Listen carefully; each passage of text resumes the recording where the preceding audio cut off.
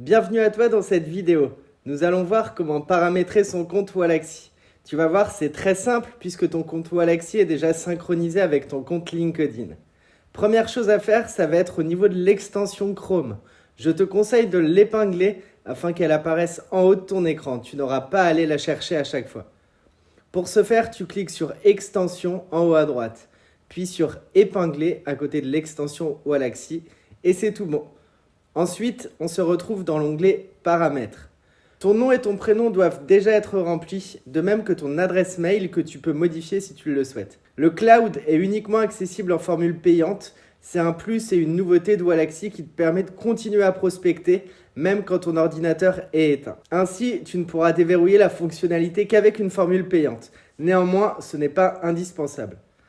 Dans Activité de compte, déjà, sélectionne le bon fuseau horaire, dans mon cas, heure de Paris. Ensuite, plusieurs choses. Déjà, au niveau des quotas, très important, tu vois, avec la formule business, tu as une limite de 200 invitations par semaine. Tu n'as pas à t'en occuper, c'est Wallaxy qui, chaque semaine, va utiliser ce quota de 200 invitations. Ce sont les limites imposées par LinkedIn et cela va te permettre de ne pas te faire ban par LinkedIn. Tu n'as pas à t'en soucier, Wallaxy va le gérer lui-même. De mon côté, je ne modifie pas les quotas journaliers, je les laisse tels quels.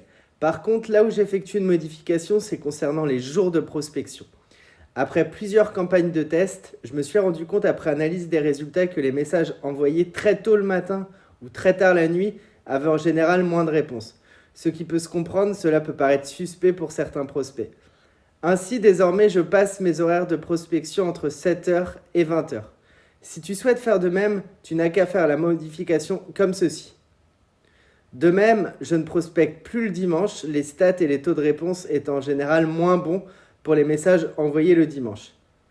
Ainsi, si tu souhaites également supprimer tes messages envoyés le dimanche, tu n'as qu'à décocher la case. L'onglet Compte email va te permettre d'ajouter un mail si tu souhaites utiliser la prospection par email en plus de la prospection par LinkedIn.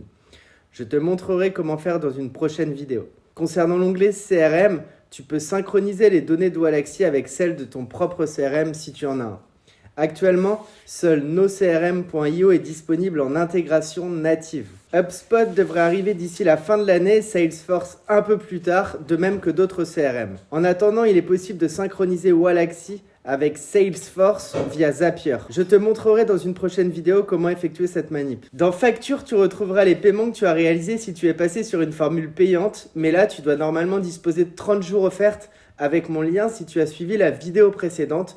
Donc tu n'auras aucune facture pour le moment tant que tu n'es pas passé sur une formule payante. Enfin, dans Dernier Import, tu trouveras tes précédents imports de prospects. Pour le moment, il n'y en a pas puisqu'on ne l'a pas encore fait. Voilà, c'est tout pour cette vidéo sur le paramétrage de son compte Wallaxy. Comme tu peux le voir, étant donné que ton compte LinkedIn est lié à ton compte Wallaxy, très peu de modifications à effectuer. Dans la prochaine vidéo, je vais te présenter le dashboard de Wallaxy. A tout de suite.